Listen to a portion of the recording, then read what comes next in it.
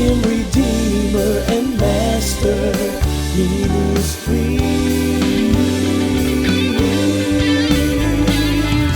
I am Redeemer and Master Ministries.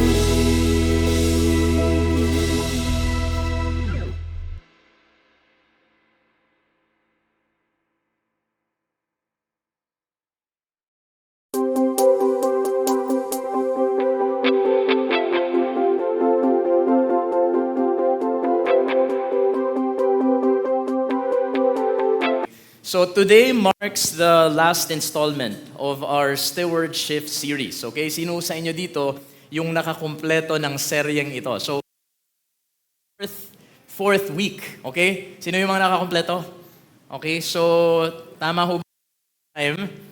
Okay, by this time, you should have become better stewards ng mga bagay, mga tao ho na pinagkatiwala ng Panginoon sa inyo. So can you say that about yourselves? Okay ho ba? Have you improved in terms of being better stewards, of the different things na in-entrust ng Panginoon sa atin? So, just a little bit of recap, speaking of the things na in-entrust ng Panginoon. So, sa pangalawang linggo ho, pinag-usapan ho natin itong napakahalagang, napakahalagang resource na ito. So, this is what we call, ano nga ho yung tawag natin dito? Oras. Okay, so if you remember, ang sabi ho dito ni Pastor Shem, time is non-renewable, okay? I think what he said is something like, once you lose time, there's no way that you can recover it. And for that reason alone, it's really imperative na maging mas mabuti ho tayong katiwala ng oras. Okay? So, the following Sunday, ano ho yung pinag-usapan naman natin? So, from time, and then we went to, that was last Sunday, if I'm not mistaken. Talent, okay? So, pinag-usapan ho natin, ayan, yung talento. Sino ho dito yung kanina may mga nakita ako na parang I think it's their first time na mag-usher. I'm not sure, maybe it's my first time to see them, or it's really their first time to be one of the ushers. So of course, we praise God for that kasi ibig sabihin, nagwo-work ho ang mensahe ng Panginoon. Kasi ibig sabihin, you're really stepping up. Sa mga hindi pa ho nakakapag-step up, the window of opportunity is wide open para ho maglingkod tayo sa Panginoon using our talents. Alright? And today, the last kind or type of resource that we're going to talk about is, I think, the most sensitive, most controversial of them all. Okay? And syempre, by this time, meron na ho kayong inkling, meron na kayong medyo hula kung ano ba itong pag-uusapan natin. So this morning, we're going to talk about money. Okay? Sino ho dito yung mga mukhang, yung mga, sino dito yung mga, yung comfortable na pag-usapan ng pera? Ayan. Okay. Alam niyo, ang sabi sa mga research, ang pera daw ho yung isa sa mga topics na dahilan ng pag-aaway ng mga mag-asawa. Tama ba yun? Diba? Pag pinag-usapan na to, dyan na ho yung nagkakagirian na, hindi na nagkakaintindihan. And I think wala hong pinagkaiba sa church. The last thing that a pastor would want to preach on is money. Kasi pag pera ho yung pinag-uusapan, syempre, pwede kaming ma-judge, pwedeng sabihin ng mga tao, mukhang pera naman yung mga manggagawa dyan, bakit pera yung pinag-uusapan, But the reality really is that money is something na bahagi ho ng ating buhay, whether we like it or not. And in fact, para ho ma-prepare ko ang bawat isa sa atin, I conducted some kind of a survey yesterday, right? So sino ho sa inyo yung nakapag-participate dun sa survey na ginawa ko sa GC? Ayan. Kung di ako nagkakamali, mga 49 respondents ho yun. Mga 49 yung tao na nag-respond. But before we get to that, okay? Ayan. So siguro, hindi ko na ito gagamitin because hindi rin gumagana. Okay, sige. So let's move on. The title of our sermon this morning is In a Relationship with Money. How many of you would admit that you are in a relationship with your money? Sino yung may relasyon sa pera dito? Ha? Okay? Mabuti nga, may relasyon eh. Diba? Yung iba nga, walang relasyon. At least, there's at least one thing that we are in a relationship with, and that is money. I hate to break it to you kasi meron siguro sa atin dito na masyadong spiritual, sasabihin, hindi, dapat wala tayong relasyon sa pera. We should have nothing to do with money. But as early as now, I'm telling you na wala ho tayong magagawa doon. In fact, it's not really a question of whether or not you have a relationship with money because the truth is, lahat ho tayo merong relasyon sa pera. Ang tanong na lang ho, anong uri ng relasyon? Maganda ba? Pangit ba? Inspiring ba? Nakakapanghina ba? So it's really gonna be up to you. How are you related to money? You know, one thing is for sure, everybody is in a relationship with money. Magkakatalo lang ho tayo kung anong uri ba ng relasyon ang meron tayo sa pera. Okay? So, tulad doon ng sinasabi ko kanina, gusto kong balikan yung tanong na itinanong ko sa inyo kahapon. Alright? So, maging sensitive na lang ho tayo. Ayan. So, the question was very straightforward. The question I asked yesterday was, how much do you love money? In Filipino, gaano nyo ho kamahal ang pera? Okay? By the way, let me know, nakaka-capture ba ako sa camera pag nandito ako? Alright. So, sino ho yung mga nag-participate nga? Pakita ang kamay. Ayan, sige. Okay. So, how much do you love money? So I wanna share with you the results. Excited na ba kayong malaman kung gaano kamahal ng mga taga-BCF ang pera? Okay. So ito ho. Ay, bakit lumabas siya lahat? Dapat hindi agad. Okay, isa-isa yan. Okay, anyway, it's really challenging, you know, because for one, I don't have a monitor. For another, I don't have a clicker. So Lord, kayo na pong bahala. So una, 33% ho yung sumagot na mahal nila yung pera pero konti lang. Okay, so hindi ko alam, sino ho yung mga sumagot sa inyo ng konti lang? Ito yung sumagot ng number 2. Diba? 1, 2, 3, 4. Sino yung mga nag-2? Ayan, so ibig sabihin, mahal niyo yung pera, pero sakto lang. Parang pagmamahal lang sa asawa. Tama ba? Hindi. Siyempre, sobra-sobra sa asawa. 47% ho ang nagsabi na mahal nila yung pera, pero hindi naman sobra-sobra. Hindi sobrang konti, pero hindi din sobra-sobra. So, sakto lang, halos kalahati ho ng mga nag-respond. So about 25 people of the 50. Alright? And then finally, 20% ho yung umamin. Okay? Na talagang in love sila sa kanilang pera. Now, before we judge these people, of course, you have to remember na hindi ko naman ho define kung ano bang ibig sabihin ng pagmamahal sa pera. So before you judge them, you know, of course, we have to realize na iba-iba ho kasi ang pakahulugan sa pagmamahal. Pwede nga ibig sabihin ng mahal mo yung pera, ibig sabihin iniingatan mo, hindi mo basta-basta ginagastos. You know, pwedeng ganun. Or pwede rin naman sa ibang tao, kasama nilang matulog. You know, hindi pong talagang nilalagay pa sa unan, niyayakap. You know. So I don't know exactly what your definition of love of money is. Okay? But I think ang masisigurado ho natin dito is wala hong kahit isang sumagot na hate nila ang pera. Tama ba? Meron ho ba dito magsasabi na hindi ko talaga gusto yung pera eh. Allergic ako dyan eh. Pag nagkakaroon ako ng 1,000, you know, para nagkakapantal ako. Meron bang ganun dito? Wala naman, di ba? So I think, just based on the results, it's very clear to see na lahat ho tayo dito, kailangan natin ng pera at binavalue natin yung pera. Tama, mali? Okay. Now, unfortunately, kahit na ho sobrang halaga ng pera sa buhay natin, marami hong mga tao na, even Christians, na maliho ang paniniwala pagdating sa pera. Okay? So, I want you to be very careful, okay? I want you to be very careful with the two extremes. Okay, unfortunately, you cannot see it, I think, from where you're seated. So maybe we can, bawasan natin ng konti yung ilaw, I don't know. Ayan. So, beware of the two extremes. What are these two extremes? On the one hand, meron hong mga Kristiyano na nagsasabi na, ito yung tinatawag na prosperity gospel, no? Yung dapat daw, ang mga Kristiyano, kapag naging Kristiyano, dapat lahat yayaman. Narinig niyo na ba yan? Okay, yung mga tipong, kapag nilabas mo yung wallet mo, tapos winagayway mo in the air, pagbukas mo ng wallet mo, dapat may laman na. Okay, so that's one extreme. Okay? And I think, by this time, medyo you can already na hindi ho tama, kaya nga extreme. Okay? So bagamat hindi naman gusto ng Panginoon na maghirap tayo lahat, hindi rin ho talaga sinasabi or hindi rin talaga realidad. You know, in fact, if you look at what's happening to the lives of the Christians, especially yung mga faithful ones, hindi naman talaga lahat yung mayaman. Alright? So, yung isang extreme, dapat daw kapag naging Kristiyano ka, dapat mayaman lahat ng Kristiyano. It's not really true. Right? Especially if we're talking about money, syempre pwedeng mayaman ka sa kaibigan. Pwedeng mayaman ka sa health, you know. Mayaman ka sa pagpamahal. So, of course, that's different. Pero pag sinabi natin na rich or poor, ang pinag-uusapan ho natin muna dito, just, you know, as far as this discussion is concerned, is pera. Okay? So, usapang pera muna tayo. Now, the other end of the spectrum Ang isang extreme naman ho is dapat daw, kapag naging Kristiyano ka, dapat mahirap ka. So yung isa, sinasabi, kapag Kristiyano ka, dapat mayaman ka. Yung other extreme naman is telling us that kung totoong Kristiyano ka, dapat, talagang sobrang naghihirap ka. Sino dito yung mga naghihirap? Anong feeling nyo? Do you feel like you are more Christian, than everyone else just because naghihirap ka? Of course, ito ho ay mga extremes at ito ho yung mga dapat nating iwasan na paniniwala pagdating sa pera because neither is really biblical.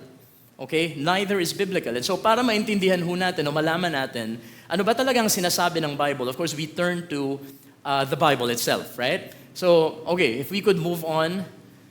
Okay, so the basis of our discussion this morning will be Matthew chapter 6, verses 19 to 21, and then lalampasan ho natin ng konti. We're gonna move on to verse 24, okay?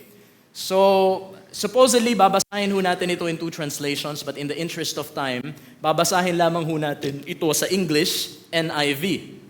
Okay, so pwede ho bang tumayo ang bawat isa for the reading of the passage? Okay, so, on the count of three, sabay-sabay na ho nating basahin. 1, 2, 3, let's read. Store up for yourselves treasure in the earth, where moth and vermin destroy, and where thieves break in and steal. But store up for yourselves treasures in heaven, where moths and vermin do not destroy, and where thieves do not break in and steal. For where your treasure is, there your heart will be also. Okay, so before we move on to the next set of verses, okay, you have to click now. Okay, so I want you to zoom in on verse 21. So ang sabi dito, for where your treasure is, there your heart will be also. Okay, so ano bang kahulugan nito? Just very quickly, let me explain this to you. Ibig sabihin ho nito kung saan mo nilalagay yung pera mo. Of course, when we talk about treasure, in a variety of forms, all right? For the sake of today's discussion, pera lang ho ang pag-uusapan natin. Of course, we're not saying that that's exactly what the Bible is referring to, okay? But as far as our discussion is concerned, pera ho ang pinag-uusapan natin, okay? So, the point here is, saan mo nilalagay yung pera mo, malamang nandun yung puso mo. Let me give you an example, okay? So, sino ho sa inyo dito, taas ang kamay, yung nagbibigay ho ng pledge sa church van? Okay. Depending, okay, listen to this. Depending on the amount that you give, the higher the amount that you give, para ho dito sa van na ito, di ba, the more concerned you are about the van. Kapag ang binigay mo lang, sabi mong 100, hindi naman sa minamaliit natin yun, pero kung ano man mangyari sa van, I mean, hindi ka naman ganun kaapektado. Pero kung sabihin na natin na nagbigay ka doon ng 100,000 and that's all the money you have, kapag nabalitaan mo na naflatan yan or nagasgasan yan, medyo masasaktan ka eh.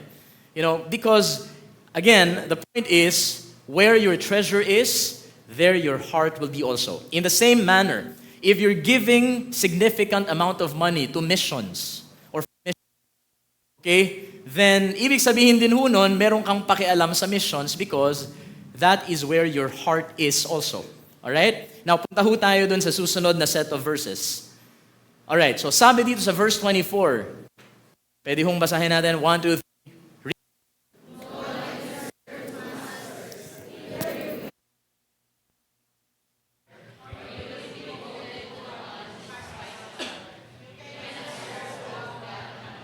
Okay, so, ano ang sabi dito? Gusto ko hong pagtuunan natin ng pansin, yung last phrase, or last sentence rather. You cannot serve, what does it say?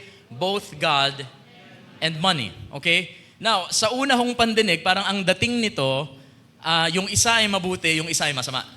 That's what we normally think. Okay? But as early as now, I want to clarify to you that money is not inherently evil. Meaning, hindi ho siya masama in and of itself. And later, I'm going to explain to you further kung anong ibig sabihin ko dito. But for now, you can take your seats, okay?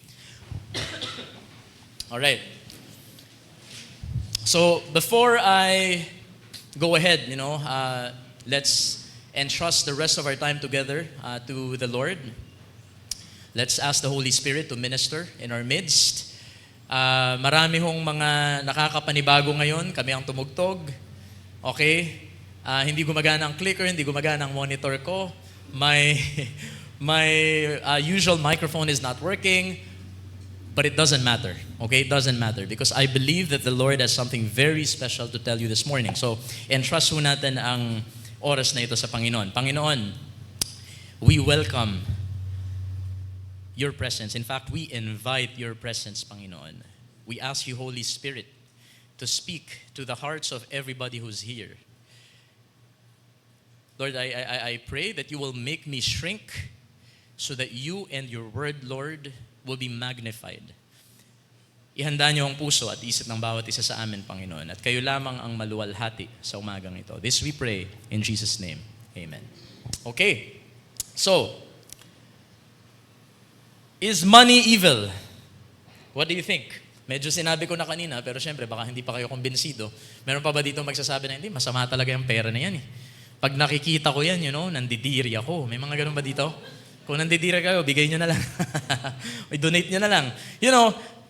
As early as now, I want to clarify that money is not inherently, meaning, hindi ko alam paano tatagalugin pero parang hindi siya pinanganak. Parang ganon. Hindi pinanganak ang pera na masama. Hindi siya masama. It actually depends on whose hands mapupunta yung pera na ito. Okay? Are you following me? So, yung pera in and of itself, let's say you have a 1,000 peso bill.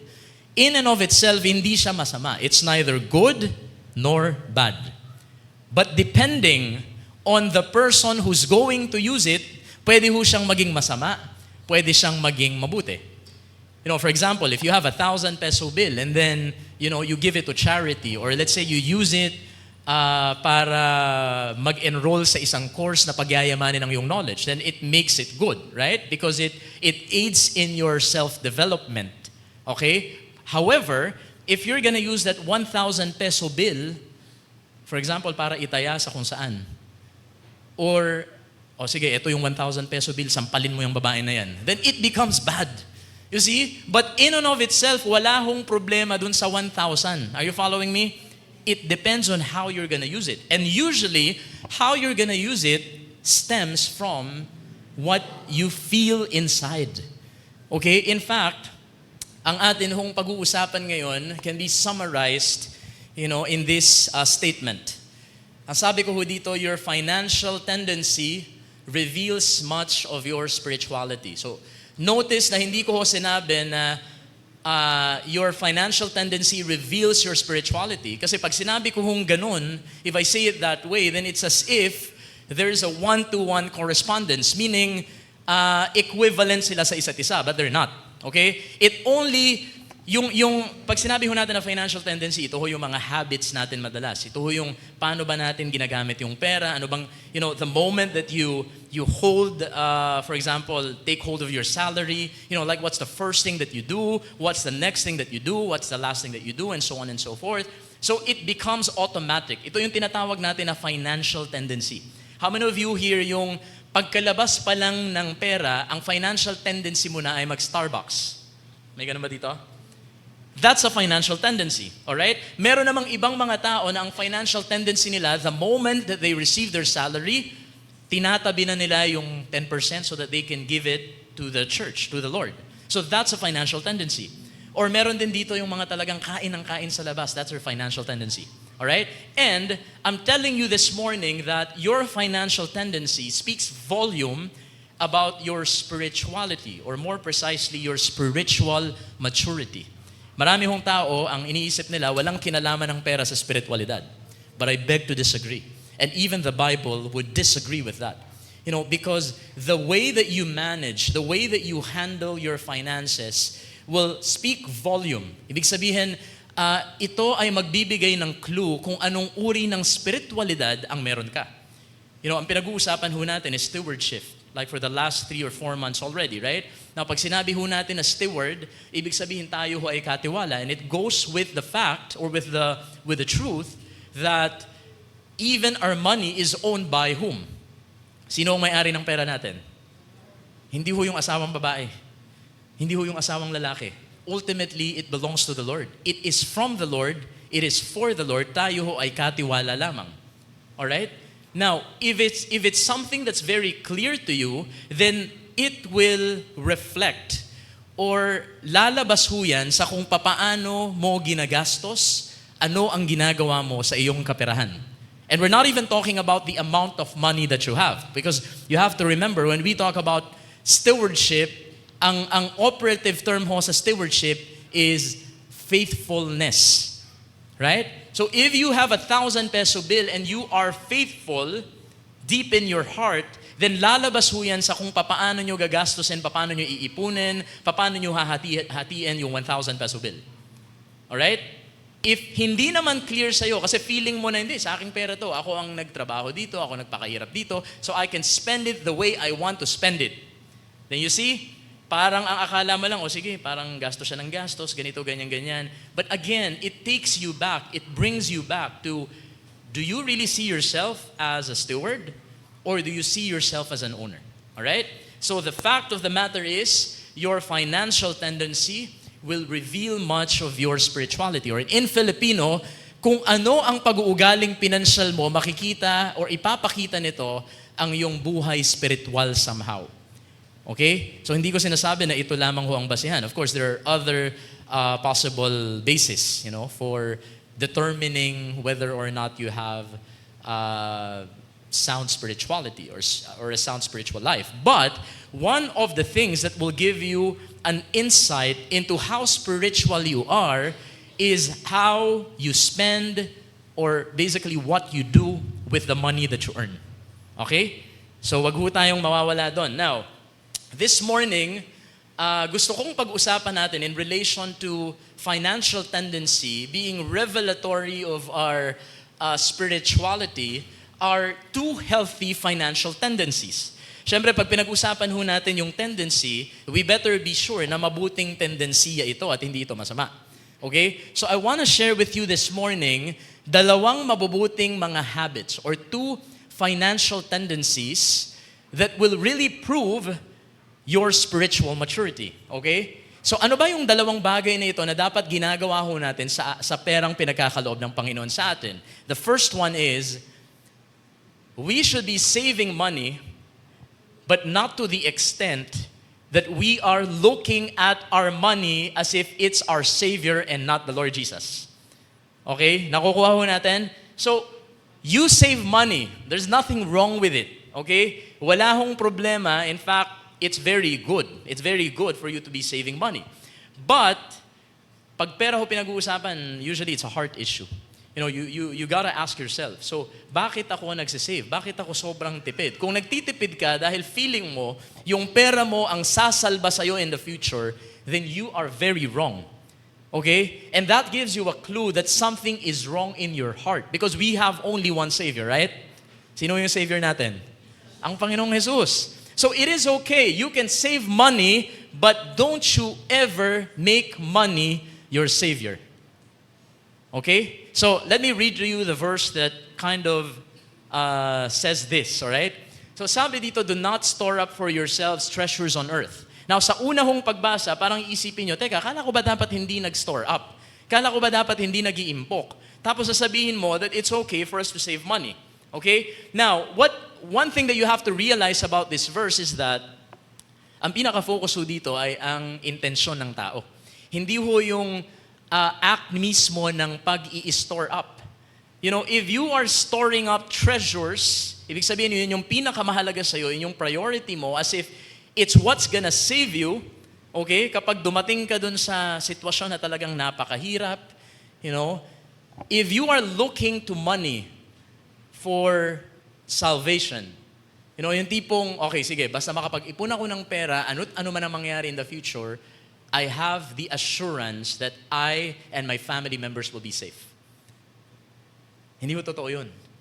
Because there are times or there are moments when you have all the money in the world, but for some reason, your money seems useless. And kami mismo mag-asawa na experience namin yun. Siguro makaka-relate kayo dito. So there was a time, nung nanganak po ang wife ko, so money was not really an issue. Magpa-private hospital, okay, fine. Gusto nyong i-extend yung si Lian dun sa hospital, okay, fine. So, hindi kami ng problema nun sa pera sa biyaya ng Panginoon.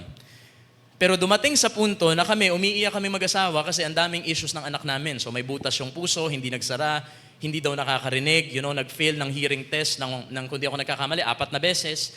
So, we were really crying and we felt like, anong kwenta ng pera na binigay ng Diyos sa atin? Kung ganitong mangyayari sa anak namin. So at that time, parang nag-compute na ako, tapos nag-research na ako, okay, magkano nga abutin kung papa-opera ko ang puso at ang tenga ng aking anak. So sabi ko, okay, sige, kaya natin to. But we were wrong. The Lord revealed to us na mali ho talaga yung puso namin kasi nakasalalay pala kami, nakadepend pala kami dun sa pera na meron kami. But the Lord showed us that even if you have all the money in the world, there will come a time na marirealize mo, wala palang kwenta yung pera. Hindi pala sapat yung pera. Of course, hindi natin sinasabi na walang kwenta yan. But when push comes to shove, pag dumating kayo sa isang napakatinding sitwasyon, dito nyo malalaman that it's only the Lord Jesus who can save you. Not your money. And it doesn't matter how much you have. Alright? So here, as much as the Lord Jesus is telling us not to store up treasures on earth, but to store up treasures in heaven, hindi ho ito equivalent to Him saying na wag na kayo mag-impok. Wag na kayo mag-save. Hindi ho itong sinasabi ng Panginoon. But what the Lord is telling us is that, okay, you can go ahead and save up, pero hindi iyan talaga ang treasure mo. Dapat ang pinaka-priority mo ay ang kaharian ko at ako mismo. Hindi yung pera na nasa-save mo. Because in the end, your money will not be enough to save you. Sa mga magulang dito na nakaranas yung nagkasakit yung anak, kahit may pera, I mean, I don't want to mention names here, but we have a friend whose family is very, very rich. And yet, in the end, wala hong nagawa yung pera. Kahit san pang dalin na ospital, kahit kanino pang espesyalista ilapit, at the end of the day, wala. Walang nagawa. But of course, we still recognize that the Lord is in control of all things, and the Lord is still and remains, to be good. But the point is, wag na ho nating hintayin na dumating yung oras na malalaman natin na hindi pala enough ang pera natin para ma-save tayo. Don't wait for that time to happen. Okay? Wag nyo na hong hintayin. Ngayon pa lamang, it's important, that when it comes to salvation, and we're not just talking about eternal salvation here. Pag sinabi nating salvation, yung tipong meron tayong matinding sitwasyon, sino ang magliligtas sa'yo? Definitely not your money. It's the Lord. Okay? It's the Lord. So, sabi ho dito sa Proverbs, just to prove to you na hindi naman talaga masama ang mag-save, ang sabi dito, in the house of the wise are stores of choice food and oil, but a foolish man devours all he has. Ibig sabihin, ang isa daw hong matalinong tao, nag-iimpok. Okay? It's as simple as that. Pero yung hindi matalinong tao, yung mangmang na tao, siya ho yung ubos-ubos biyaya. Okay? Yung tipong pagkasweldo, kulang pa yung sinweldo kasi nangutang pa. Sumweldo ng 5,000 tapos bumili ng worth 7,000. So okay, so may utang ka pang 2,000. Hindi ka pa sumisweldo ng susunod, may utang ka na agad. So you see, even in Proverbs, the Bible is telling us that it's okay. In fact, it is advisable that we save. But not to the extent na kaya tayo nagsasave kasi feeling natin, kapag meron tayong nasave na pera, we will be fine. Feeling natin, we will be insured. We will be guaranteed na walang mangyayaring masama sa atin. Because I'm telling you, there will come a time when you will realize that money will never be enough. And it doesn't matter how much money you have. Okay? Now, again, we talk about faithfulness here. Hindi naman pinag-uusapan natin dito yung amount ng pera kasi pwedeng konti lang yung pera mo pero hindi ka faithful. Tapos meron naman mga tao na marami yung pera nila, faithful sila. So, it really boils down to how faithful you are in terms of managing your money. And speaking of managing your money, that's going to be the next thing we're going to talk about. But before that, I want to give you some money-saving tips. Okay ba to? Okay? So, dapat isa-isang lumalabas. So, I don't understand why sabay. Okay, so first, live within if not below your means. Marami ho nagsasabi na you have to live within your means. Ibig sabihin, basta afford mo, parang ganun lang yun eh. Kung afford mo naman, bumili ka. Kung di mo afford, wag mong ipangutang. Okay? Pero kami kasing mag-asawa, medyo iba ang aming philosophy. Now, I'm not saying that this is directly from the Bible. You can go ahead and do it or you can't. But these are just tips, okay? But as far as we are concerned, we live way below our means. So, hindi question sa amin na kaya ba? So, hindi ganun eh. Kasi parang, so ibig sabihin, kung kaya mong bumili yan, bibili mo agad. You know, you first have to ask yourself, kailangan ba talaga ngayon? Okay? In fact, kapag meron kang isang malaking purchase, you know, it is really advisable that you pray. You know, you ask the Lord and you wait. Kahit na meron kang pera, sabi mo meron ka ng 1,000 lang din yung bibilin mo, you know, you first ask the Lord and then medyo pagtagalin mo. Kasi pag pinagtagal mo yan, sabi mo mga 7 days, you know, I promise you, after 7 days, medyo yung fascination mo with that thing that you really want so badly, medyo mababawasan yan eh. Until such time na yung sanang nabili mo na, hindi mo na pala bibilin. And so, ang ending, nakapag-save ka ng 1,000 kaysa ginastos mo lang. Okay? So, live within, if not below your means. Hindi porket afford, binibili. Okay? Pangalawa, save before spending. The problem with so many people is that they spend first and whatever is left, they save. Doesn't work that way. Kasi madalas, wala na hong natitira. Tama, mali. Diba? So, bago gastusin, paglabas, save agad. So it's up to you. You can decide, you know, do you want to save 10%? You want to save 20%? It's really up to you. But once you get your salary, or once you get, let's say, your dividends, or kung ano pa man yung uri ng pera, or classification ng kita, then iset aside yun na kung ano yung gusto nyong isave. And when you save, you have to have a goal, by the way. Kasi kapag wala kang goal dun sa pagsasave mo ng pera, pwede kang maligaw. What do I mean by that? Let's say, if the reason you are saving up is because you want to buy a house. Alright? And let's say your house is just 500,000. Kapag hindi klaro sa'yo na yun yung goal mo, then it's possible na i-invest mo yung pera mo dun sa mga pwedeng bigyan ka ng 1 milyon, ng 1.5 million, you know, pero ang ending, mawawala sa'yo yung pera mo kasi malulugi yung investment. And the reason na nalugi ka at naligaw ka, kasi nakalimutan mo na yung goal mo pala is just to save up 500,000 for a house. Now, alam ko na sa panahon na to, parang mahirap nang bumili ng ganun. But just for the sake of giving you an example, you know, it has to be clear to you why you are saving. So you'd know exactly how much to save, okay? Para hindi yung, okay, lalaki pala yung pera ko dito, so ilalagay ko dyan. Sabi niya, tutubo daw ng 30%, lalagay ko dyan. Hindi naman yun yung goal mo. Ang goal mo is not to buy a mansion. Your goal is just to buy a house. So, you save up depending on your goal. Alright? And then, yun nga, hindi yung kung ano yung matitira. Dapat, pagkakuha, save agad. Alright? And I'm telling you, as much as this may sound, you know, kind of worldly, ang totoo, natutuwa ang Panginoon kapag nag-iimpok tayo. But again, hindi ho to the point or to the extent na kaya tayo nag-iimpok kasi feeling natin, ito o yung pera natin ang magsasalba sa atin mula sa anumang problema. Because of course, nothing can be or is further from the truth. That is not true. It's only the Lord who can save us. But it doesn't mean that we should not save money. We have to save money, but not to the point that we make money our Savior. Okay? So, sige po.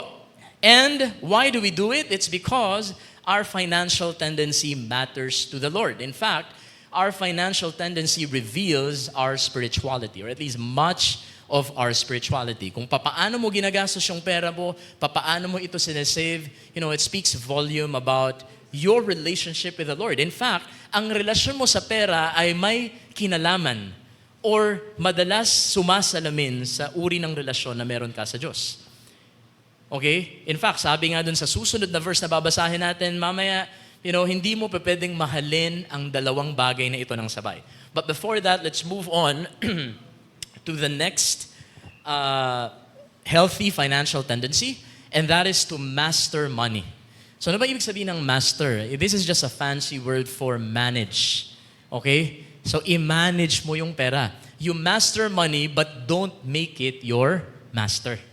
Okay? So kailangan maging maingat ho tayo doon ha. Tayo ang master ng pera. Hindi ho ang pera ang master natin. Alright? So you master money but don't make it your master. Now let's look at what the verse is telling us.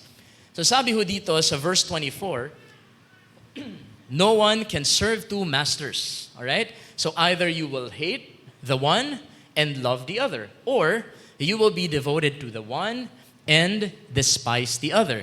You cannot serve both God and money. Okay? So once again, Hindi ho sinasabi ng verse sa atin na ang Diyos ay mabuti, ang pera ay masama. All the Lord Jesus is telling us here is that hindi pa pwede na in love ka sa Diyos at in love ka sa pera at the same time. You know, if you are in love with the Lord, it also doesn't mean that you don't manage your money well. In fact, kung talagang in love ka sa Panginoon, dapat mabuti kang katiwala ng pera because you know that it's not yours. And it's not just for you to spend, but it's for you to use, you know, for the advancement of the kingdom.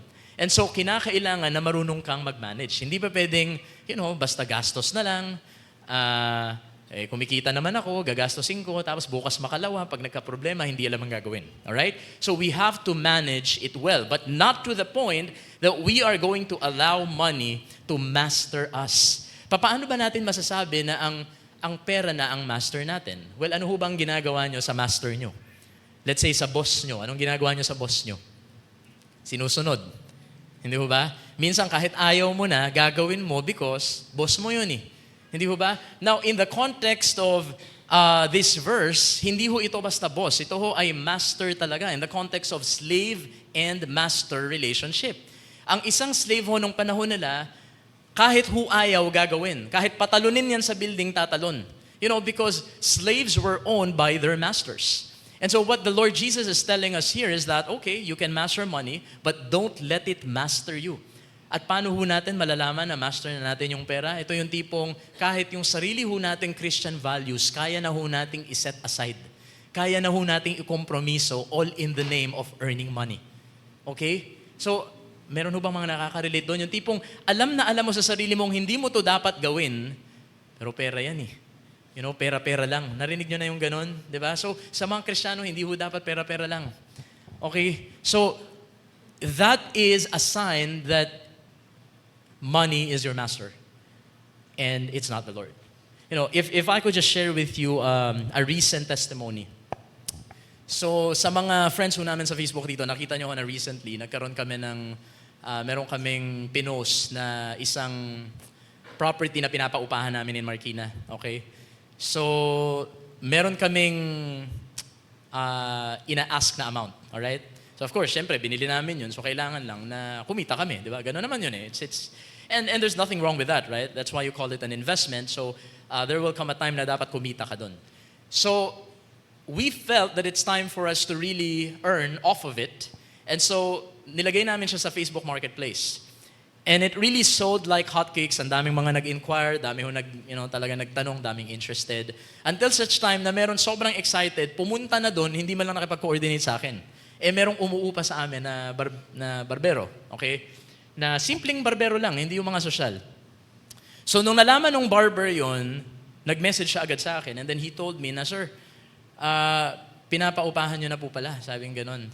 Sabi ko, well, hindi naman kasi nasabi mo lang sa akin na gusto mo nang umalis so nagpapakasigurado lang ako. But to make the long story short, nakiusap po sa amin yung barbero na ito. So sasabi niya, baka po pwede po na patapusin nyo muna ho yung anak ko ng pag-aaral niya bago nyo kami paalisin at palitan ng mas malaki ang ibibigay sa inyo. Mabuti na lang ho, hindi grade 1 yung anak. You know? Kasi pag nagkataon, baka malaki na rin ho yung anak ko, wala pa kaming kinikita. So yung, in fairness naman, yung anak niya ay first year college na. At hindi naman magdodoktor, hindi maglo-lawyer. Praise God. So 3 years na lang. So, if money were our master, dapat, unang-una, hindi naman namin sila tinatapakan. You know, pwede kong sabihin ako, pasensya na talaga, you know, kailangan namin kumita dyan kasi wala na rin kaming pera, you know, and so on and so forth. Lahat ng pera namin, ginastos na namin dyan. Pwede namin sabihin yun eh. But you know what? Nag-usap kami ng asawa ko and then sabi namin, sige, bigay natin sa kanila for 3 years. And ang dami hong mawawala sa amin because meron na nag-i-inquire na willing na magbayad ng malaking halaga. Sila ang konti lang ng binabayad nila sa amin. But I think, you know, that just goes to show that money is not our master. And we thank the Lord. You know, sinasabi ko yun sa inyo, hindi ho para ipagmalaki yung sarili namin because there was a time na mukha kami talagang pera. At mamaya, isi-share ko sa inyo yun. Okay, so hindi kami nagmamalinis dito. There was a point in our lives that we were running after money, but we thank the Lord because dahil sa recent experience na ito, napatunayan namin na sa biyaya ng Panginoon, hindi na pala kami alipin ng pera. You know, because we can afford to let go of a substantial amount of money na dapat kikitahin namin ng 3 years. So, you multiply it by 36, kaya ko na kayo lahat, yung mga volunteers, kaya ko na kayong dalhin sa 5-star hotel. Kaso dahil nga hindi namin ginawa, doon muna tayo sa 3rd floor mamaya. Okay lang ho yun, ha? Okay? At least sinunod ho namin ng Diyos, hindi master ang pera. Okay ba yon? Okay, mas may enjoy nyo yun. So anyway, punta tayo dun sa susunod.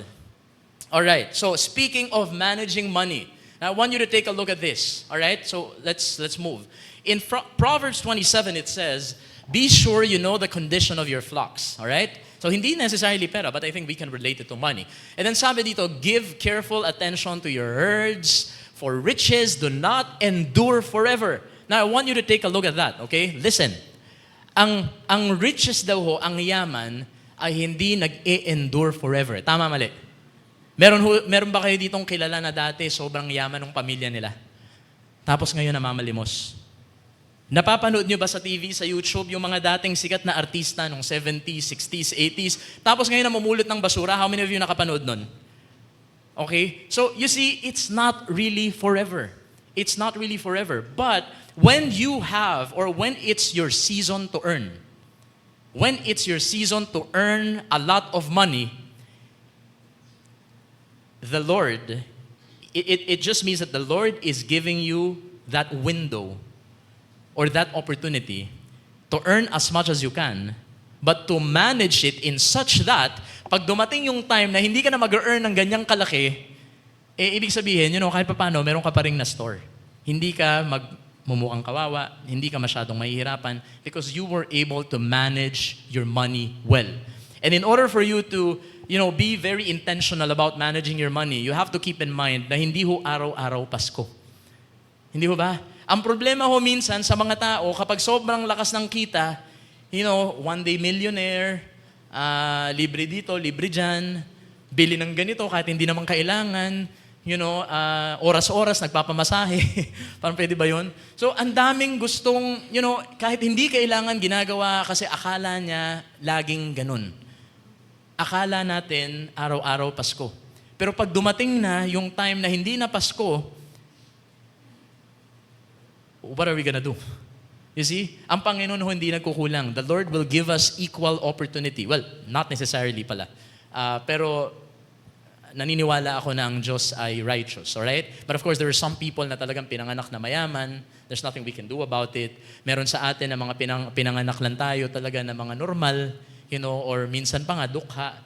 But I really believe that the Lord in His sovereignty will give us opportunity to earn. Not necessarily to be rich, but to earn enough para magkaroon tayo ng isang maayos na buhay na sobrang ayos na kaya nating mag-focus sa paglilingkod sa Diyos dahil hindi natin iniisip na, teka, wala pa akong kakainin tapos magpapakanta ako dito.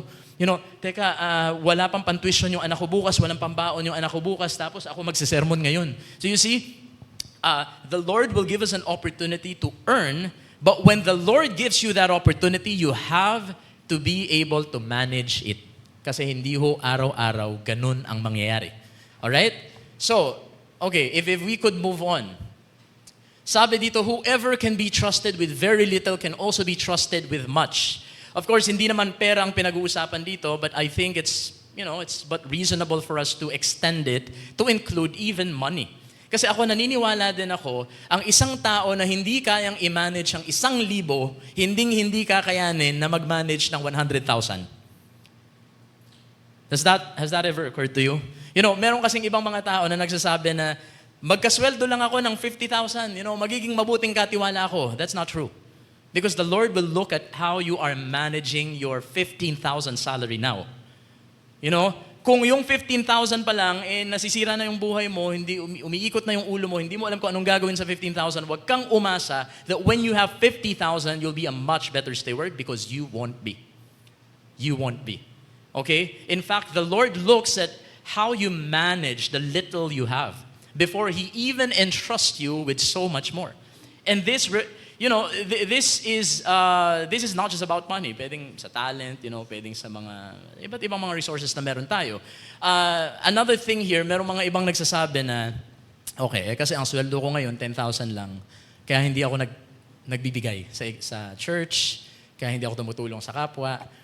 Pero Lord, meron ba sa inyo ditong nakaka-relate? Nag-pray sa Panginoon. Pero Lord, gawin mo lang na 20,000 yung sweldo ko.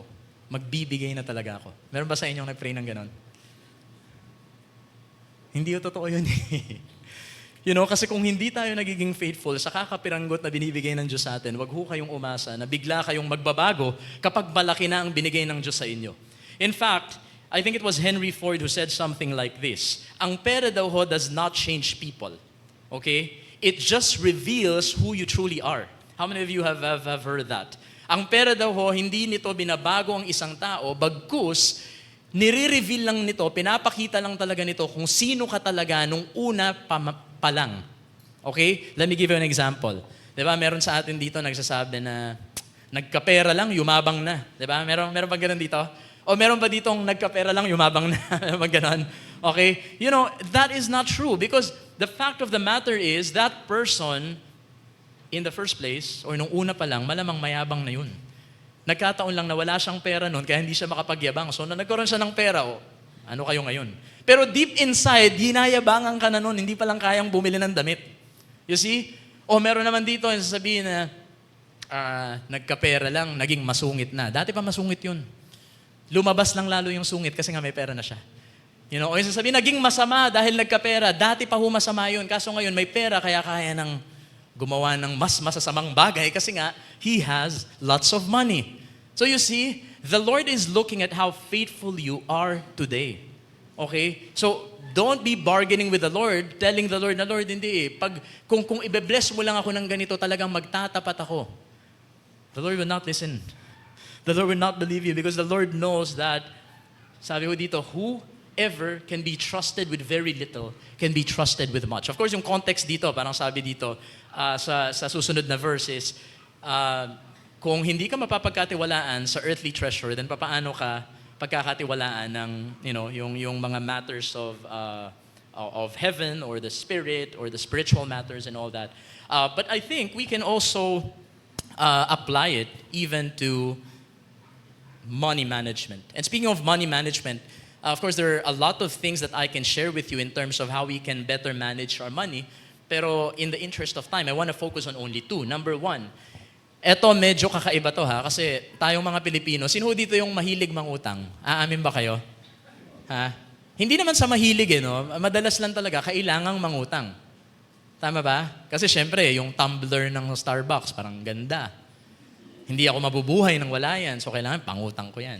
Ganun ba? Ganun ba ang tipo? O yung tipong, kasi dapat yung kotse ko, ang ganda, so iuutang ko talaga to, and things like that. So, sa utang ho, hindi naman masama talaga ang pangungutang, pero meron hong tinatawag na good at may bad debt. Ang masamang utang, ito ho yung utang na ibabaon ka lang, pero hindi ka bibigyan ng kakayahan na kumita pa. Okay? So ito yung kunyari, what is considered a bad debt? Ito ho, pasensya na ho. Alam kong tayong mga Pilipino kasi, parang mahalaga sa atin yung mga birthday parties, di ba? Mga ganyan eh. It is a bad debt kung yung tipong talagang mababaong ka sa utang para lang ipag-birthday yung isang mahal sa buhay. That is a bad debt because after that, what are you gonna do? Alright? An example of a bad debt is, kunyari, hindi mo naman talaga kailangan mo lang, let's say, ng kotse to travel from point A to point B, pero nangutang ka pa para makabili ng isang mas magandang kotse sa kotse na meron ka ngayon. Enough naman yung kotse mo dati. So that is a bad debt because ang kotse ho, bumababa ang value. You see? But a good debt is uutang ka para mas possibly lumaki yung pera na inutang mo. That is a good debt. So let's say lalagay mo sa negosyo, but of course, hindi naman sa lahat ng pagkakataon kumikita yung negosyo, but at least you stand a chance. Kaysa naman yung bumili ka lang ng pamporma, inutang mo pa, rubber shoes lang, inutang mo pa, do you really expect that you can earn profit off of wearing, Jordans or rubber shoes or whatever? Of course not. But a good debt is, for example, uutang ka para bumili ka ng pauupahan mo. Diba? Yung mga ganyan tipo. So that is a good debt.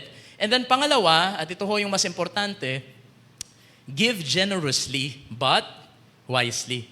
Madalas, ang iniisip natin, pagdating sa pagbibigay, basta magbigay ka lang na magbigay, okay na yun. Okay? But that is not true. Tayo ho bilang katiwala, because tandaan nyo, hindi ho sa inyo ang pera nyo. Okay?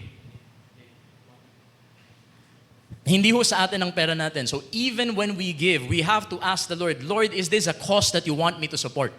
Okay? Hindi ho pwedeng dahil lang may pera ka, bigay ka lang ng bigay.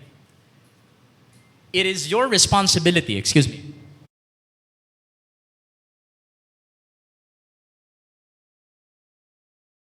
is our responsibility to manage ang pera ho na binibigay ng Panginoon sa atin. At bahagi ho ng pagmamanage ng pera na yon ay ang pagbibigay natin ng generously pero meron hong katalinuhan.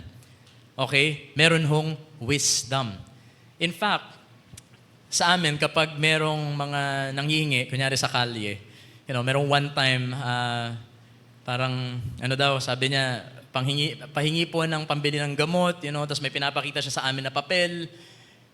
Sabi ng Panginoon, dapat maging wise tayo na steward, di ba? Hindi pa pwedeng basta bigay ka lang ng bigay. Yung iba kasi, dahil lang, parang nakakataba ng puso, magbibigay ka. So ako, ang ginawa ko, sige nga po, patingin lang po ako ng papel. So tinignan ko yung papel, tapos yun, kung ano-ano lang yung mga nakasulat.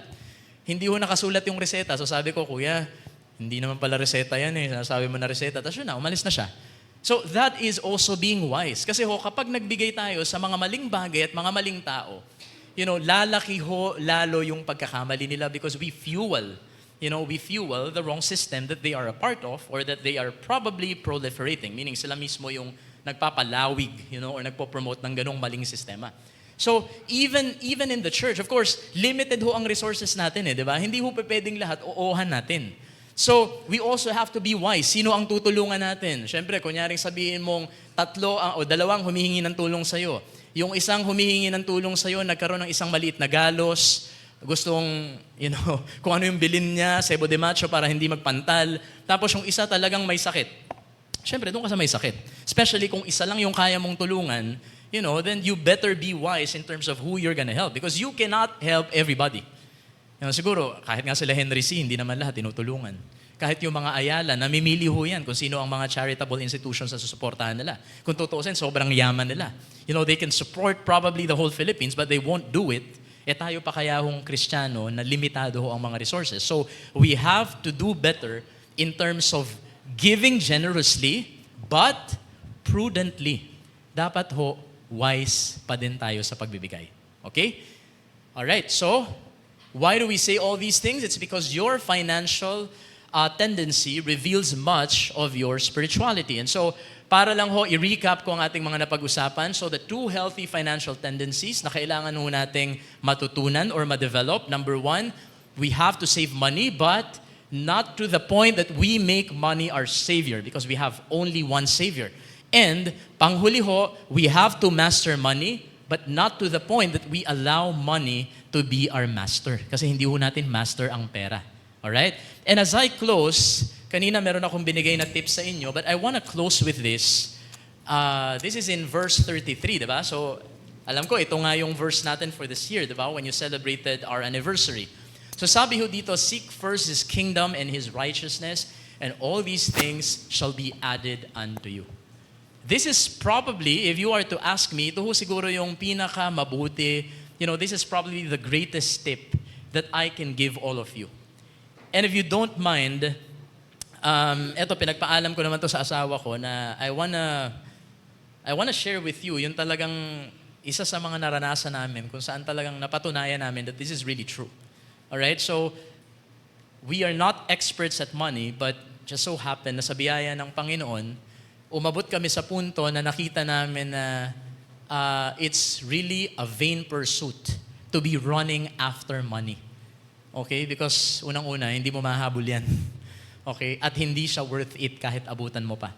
So anyway, I remember back in 2017, so hindi pa ho kami kasal noon, but we had long been engaged. So 2017, prior to that, so medyo blines ako ng Panginoon financially. So I had, nagkaroon ako ng consulting, mga ganon. Tapos kung ano-ano mga investments. But in 2017, dahil meron hong may maling motivation sa akin and I'm not sure if, huwag ko na siguro sabihin, but there was something wrong in my heart. Like I wanted to prove myself to a person, alright? Na gusto kong patunayan na hindi mo ko pwedeng maliitin, kaya ko ring gawin kung ano yung kaya mong gawin, and so on. And so, nag-invest. But come 2017, so nung una, parang akala ko, shucks Lord, mukhang kaya ko talaga. Parang pataas ako ng pataas, ganito, ganyan. So umabot sa point na nag-volunteer pastor na lang ako sa Tanyong because I felt like, okay, I didn't need the support anymore, so I'm just gonna preach, but you don't have to give me money. So it came to that point. or it got to that point rather. But in 2017, bumulaga sa akin ang katotohanan na hindi pala talaga pwedeng savior ang pera. So in 2017, I got bankrupt.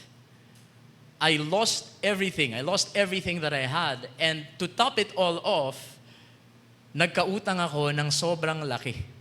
My wife doesn't feel comfortable every time I share the amount. Can I share? No. I can. So, sa buong buhay ko prior to 2017, hindi pa ako nagkakaroon ng 5 million. Pero nagkaroon ako ng utang na, ay, hindi ba? Okay, sorry. So anyway, nasabi ko na. Pero nagkautang ako ng ganun. So sabi ko sa Panginoon, Panginoon, paano gagawin ko nito? Sang kamay ko ng Diyos kukunin to. The problem is, 2019, ikakasal na kami. 2018, I was still wondering, Lord, how can we ever get out of this debt? So it came to a point na kami hong mag-asawa, parang sabi namin, Lord, parang gusto na lang ho naming mawala. Gusto na lang naming mag-evaporate. So we even planned na pupunta na lang kami sa probinsya, magsisimula ng buhay uli, you know. But it was really tough. You know, there was 1 or 2 weeks na hindi ako lumalabas sa bahay. I was so depressed because I didn't know what to do. I mean, paano ko gagawin yun? Hindi nga ako nagkakaroon ng ganong pera. Not even close to it. Tapos ganun ang magiging utang ko. So of course, by the way, ang nangyari kasi noon is, you know, para lang malaman nyo na hindi naman talaga ako nangungutang. So it was supposed to be an investment na meron kaming mga sinama doon na nag-invest na kung tutuusin, hindi kami responsible for paying them back. But then we realized, teka, Christian tayo eh. You know, so kahit na magkanda hirap-hirap tayo dyan, kahit hindi natin sila dapat bayaran, babayaran natin sila. And that's exactly what we tried to do. But then we couldn't do it. So umabot sa point, naalala ko to, so I was driving the car, my wife who at that time fiancé ko pa lang. So, we pulled over sa tapat ng isang mall sa Marikina. And then hindi ko alam na habang naka-stoplight, ako kasi parang I was looking dito sa left, umiiyak ako. Ayoko magpakita sa kanya kasi sabi ko, you know, parang tayong mga lalaki ayaw natin nagpapakita ng kahinaan. Pero hindi ko alam, nung natingin ako sa kanya, umiiyak din pala siya. So parehas kaming umiiyak. And then at that time, you know, we thank the Lord because talagang na-feel namin ang pagkilos ng banal na Espiritu. So we held hands, and then we told the Lord, hindi ko makakalimutan ko na ho ang panalangin namin. So ang sabi ko sa Panginoon, Panginoon, simula ngayong araw na ito, and we were crying while I was saying this, simula sa araw na ito, Panginoon, hindi na ho kami hahabol sa pera. Kung bibigyan nyo kami, salamat. Kung hindi po, okay lang kami for as long as we have you. From now on, Lord, we will stop running after money and we will just seek you. And we were just crying. Tapos ng stoplight, we drove. Prior to that, my wife was never comfortable with the idea of me giving money to the church. Kasi hindi sila nasanay na ganun. So, you know, parang minsan iniisip pa niya, hindi ko naman alam kung anong gagawin sa pera, ganito, ganyan. So hindi niya gusto yung idea na nagbibigay kami sa church. But you know what? After we prayed that prayer, after naging totoo sa buhay namin to seek first the kingdom of God and His righteousness, the next thing became real in our lives. Yung sinabi ng Panginoon dito na all these things will be given to you, it really happened to us. It really happened. Like, how would you explain? At ito yung nakita mismo ng wife ko. That's why now, she has become very open, you know, to giving to the Lord. Because how would you explain that there would be, you know, there were certain days na, babe, paano ang gagawin ko? Tomorrow, meron na akong babayaran na ganitong amount ng pera, hindi ko alam saan ko kukunin. But the Lord would remind us, seek first the kingdom of God and His righteousness. And that's exactly what we would do. We would pray. And the following day, meron tatawag na bangko offering us the same amount that I need. How do you explain that? Nakita ng wife ko yun ilang beses. The following week, meron na akong kailangang bayaran na ganitong amount. Lord, saan ko kukunin to? And then meron ko contact sa akin na kliyente ko from long time ago at sasabihin na magbabayad na ako, same amount. And we're not exaggerating. It even came to a point, siguro mga 4 na beses nangyari yun. On the 4th time, we were laughing, my wife and I were laughing, and we were telling the Lord, Lord, pwede ho ba na sa susunod, sobrahan niyo po ng konti para makapag-date naman kami. Kasi hindi na kami makapag-date. But we experience the Lord's hand firsthand. And when the Lord tells you that He will supply all your needs, that He will give all these things, He will add all these things, He means it. He means it. And that's exactly what we experienced. And now, looking back, Lord, totoo talaga, no? Totoo, parang dati, habol kami ng habol, lahat ginagawa ko, pumunta ako ng Singapore, pumunta ako sa ganito, lahat gusto kong gawin, pero hirap na hirap ako, walang nangyayaring mabuti sa buhay ko. But when I started seeking the Lord, now I'm not saying that He's gonna make everybody rich. Of course, iba-iba ho ang storya ng buhay ng ano sa atin, and kami, hindi rin naman kami mayaman. Pero salamat sa Panginoon because when we stop chasing after all these things that the world has to offer, and we just decided that, Lord, it's only You whom we are going to seek, that's the time when we really experience kung ano ho ba talaga ang ibig sabihin ng all these things will be added unto you. Kami hong mag-asawa ay buhay na patotoo. Now, my wife would not question me anymore. Dahil nakita ho ng asawa ko ang kamay ng Panginoon. I did not have to convince her. I did not have to tell her, no, we have to give to the church. Because once she experienced the hand of the Lord, hindi niya ho narinig lang sa iba, hindi ho dahil sinabi ko lang, pero na-experience niya firsthand, Lord, handa kami ibigay ang oras, ang talent. And I'm telling you guys, once you start seeking the Lord and His righteousness, yung ibang bagay will all pale in comparison. Will all pale in comparison. So I want to pray for you today. Because the same thing we experience, I want you to experience. Ang Diyos na nagmilagro ho, nung time nila Moses, time nila Joshua, is the same God that we worship today. He's the same God that we worship today. And so don't you ever think that the season of Him, allowing us to experience miracles is over, because it's not. In fact, pwede niya hong simulan sa buhay natin yun kung magtatapat lamang po tayo sa Kanya. So Lord, I pray for my brethren. Panginoon, dinadalangin ko ang bawat isa sa amin. We submit ourselves to You. Kung meron dito, Panginoon, na pagod na Panginoon sa kanyang mga bills, kakahabol sa pera, Lord, You are telling this person now na kung meron siyang hahabulin, meron siyang isisik, kayo lamang ho yun. Sa mga napapagod na sa amin dito, Panginoon, Lord, binibigay na ho namin sa inyo lahat. Kung ano man yung kakaunting meron kami, Panginoon, help us to be faithful. And allow us to experience, Lord, more of Your faithfulness, more of Your miracles. Lord, dinadalangin ko ho na pagpapalain Niyo ang bawat isa na naririto ngayon. I pray that You will put it in their hearts, Lord, na talagang isik nila kayo. And I also pray, Lord, na yung financial tendencies namin, yung pagsasave namin, yung pagmamanage namin, Panginoon, ay gagawin namin ng mabuti because we know na lahat ng meron kami, Panginoon, belongs to You and that we are merely stewards. So help us to be more faithful. Lord, I ask You, Lord, with all humility, Panginoon, I pray that You will pour out Your blessings upon Your people. I pray that You will bless the work of the hands of those who really want to give back to You. I pray that You will really bless the hands of those who want to lift You up. I pray that You would honor the faith of those who want to glorify You by giving You. I-bless Niyo, Panginoon, sila. I-bless Niyo sila so that we can bless Your holy name. This we ask in the mighty name of Jesus. Amen and amen.